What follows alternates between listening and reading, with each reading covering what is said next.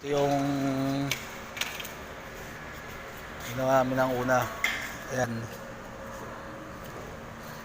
Ito yung unang ginawa namin. Ang ginamit namin dito, tubular na 2x3.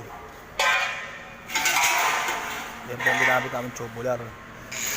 Ngayon, gagawa pa kami ulit ng isa. Yung isa na yun, maliit naman to pero parehas ng ganito. Ganito siya, parehas na ito. Sa paggawa ng ano.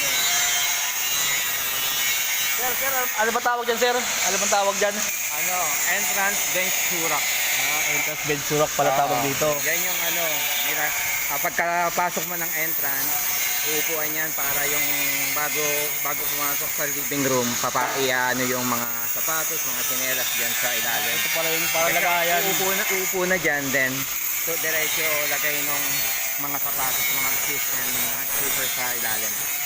Yung pala yung purpose nito. Upuan na pala to. Upuan na tong ibabaw. Tapos, ang purpose pa nito, ang ilalim nito, pwede palagayin ng mga sapatos. Yan, lagay sapatos.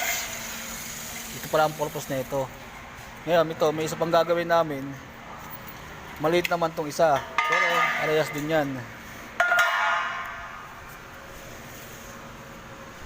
Gumamit sila dito ng tubular.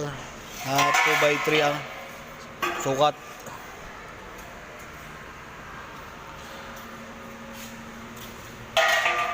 Hintayin natin itong magawa itong isa para may sama natin dito. Okay. Kalat mo sa mga ginagawa natin.